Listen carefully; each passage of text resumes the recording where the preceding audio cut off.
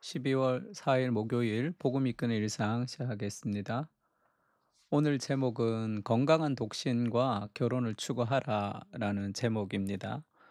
지금 이 책이 이제 설교를 했던 걸 기반으로 이제 책이 쓰여졌고, 그리고 또 책을 읽으면서도 한번 내용을 들었던 거죠.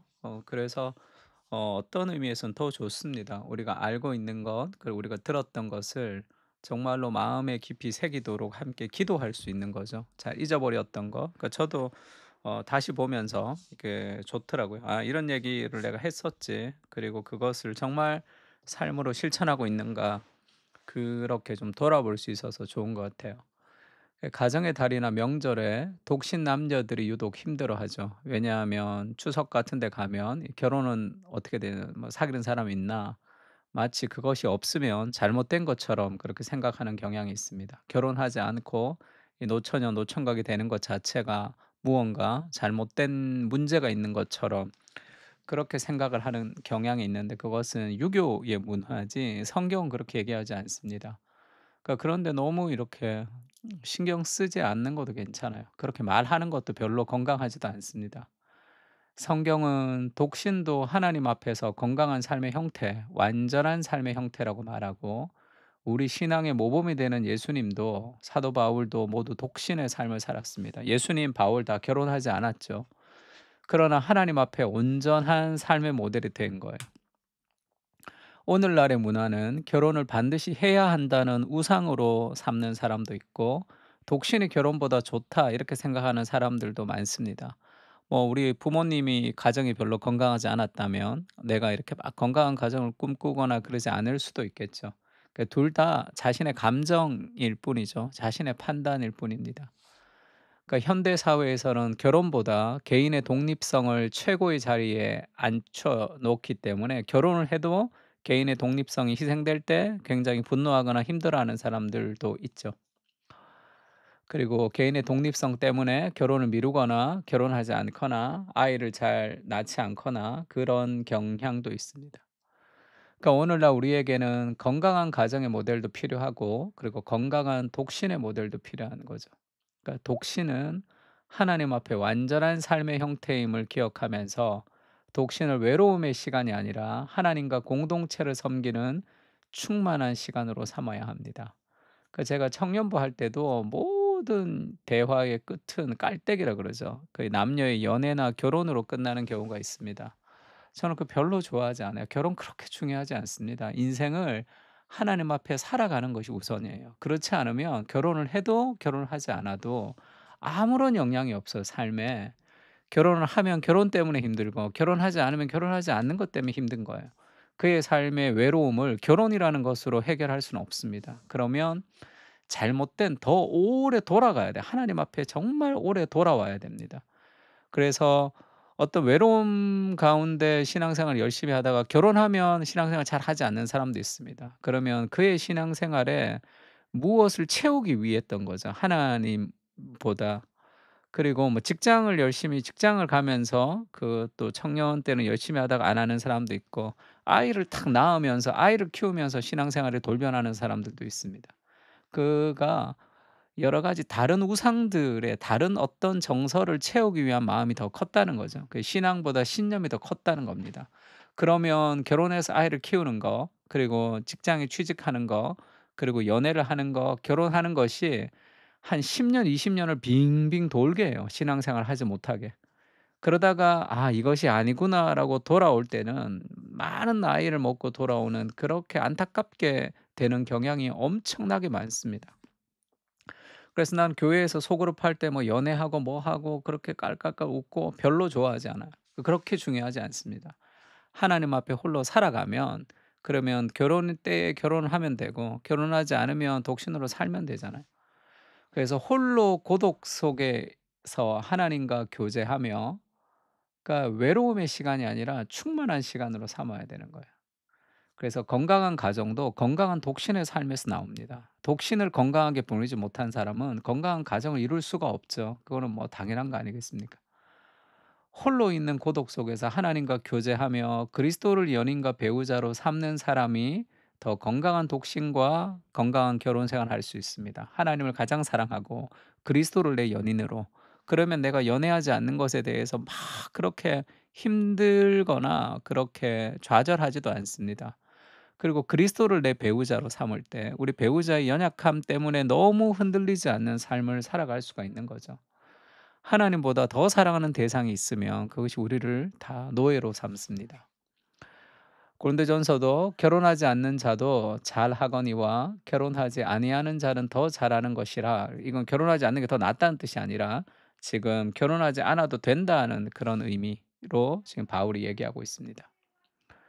그리고 디모데전서에서는 참 과부로서 외로운 자는 하나님께 소망을 두어 주야로 항상 간구와 기도를 하거니와 향락을 좋아하는 자는 살았으나 죽었느니라. 이 독신은 아니지만 과부가 외롭죠. 과부로서 외로운 사람은 하나님께 소망을 두어라 이렇게 얘기합니다. 그렇지 않고 하나님 앞에 외로움을 해결하지 못하는 과부는 그 외로움을 향락으로 채우는 거예요. 다른 것으로 채운다는 거예요. 그것이 연애든 결혼이든 그다음에 어떤 일이든 여러 가지 취미 생활이든 뭐 돈이든 수많은 것들로 채우게 돼요. 외로움을 채우는 그런 삶을 살아가면 살았으나 죽은 존재가 되는 겁니다. 몸은 살았지만 영혼이 죽어 있는 존재가 되는 거죠. 창세기에는 이러므로 남자가 부모를 떠나 아내와 합하여 둘이 한 몸을 이룰지로다 이렇게 얘기합니다. 그러니까 이게 가정의 기초예요. 그러니까 가정도 아이가 태어나지 않으면 마치 잘못된 것처럼 생각하는 경향이 있는데, 성경은 독신도 건강한 삶의 형태고 아이가 없는 이 가정의 기본 단위는 부부입니다. 남자가 부모를 떠나 아내와 합하여 둘이 한 몸을 이룰지로다 끝이에요. 반드시 자녀가 있어야 되는 것도 아닙니다. 자녀가 없을 때 그것을 막 그 반드시 있어야 되는 것처럼 얘기할 필요도 없고요. 자녀를 키우지 않는 것보다 더 성숙하다 그렇게 말할 수도 없습니다. 인생은 각자 하나님이 주신 삶의 소명을 따라 거기에서 최선을 다하는 모델이 되는 거예요. 자녀가 없으면 자녀가 없는 건강한 삶의 모델로 살아가면 되고요. 그러면 자녀를 낳으면 자녀를 낳은 삶의 모델로 살아가면 됩니다. 어떤 게 더 좋고 안 좋고도 아니라 하나님이 내게 가장 좋은 것을 주신다고 생각하는 거예요. 때로는 또 입양을 통해서 무언가를 이제 진행하는 사람들도 있죠. 그것도 기도를 통해서 하나님이 주시는 겁니다. 입양이 너무 좋다서 막 이 사람 저 사람 무조건 입양해야 된다고 얘기하는 것도 건강하지 못한 삶이죠. 그렇게 중요하지 않습니다. 또 다 그럴 수도 없는 거고. 그래서 각자의 삶에 맞게 건강하게 살아가는 것이 중요하죠. 그래서 "결혼 너무 좋다." 막 강조할 필요도 없어요. 내가 그 사람의 인생을 책임질 수 없습니다. 그거는 나에게 이제 필요한 거죠. 그래서 모든 결혼이 다 좋을 수도 없고 그런 것이라 좀 지혜롭게 우리가 복음 안에서 좀 집중할 필요가 있어요. 에베소서에는 사람이 부모를 떠나 아내와 합하여 둘이 한 육체가 될지라 이 비밀이 크도다. 이 결혼 안에는 비밀이 있습니다. 그리스도와 교회에 대해서 말하는, 각각 자기 아내 사랑하기를 자신같이 하고 아내도 자기 남편을 존경하라. 그래서 우리가 결국은 가정이라는 그 단위는 사랑을 연습하는 거죠. 그리스도와 교회와의 그 깊은 관계를 우리가 연습하는 겁니다. 삼위일체의 그 사랑을 우리가 깊이 누리는 거예요. 그래서 자신의 성격과 그다음에 어떤 기질과 그런 것들을 다 뛰어넘고 하나님이 바꾸도록 하십니다. 이 결혼이라는 과정을 통해서, 그리고 독신이라는 과정을 통해서도 마찬가지죠. 독신도 그 여러 가지 그 시간과 남는 그 에너지와 돈을 세상과 하나님을 위해서 섬기도록 그렇게 사용하면 좋죠.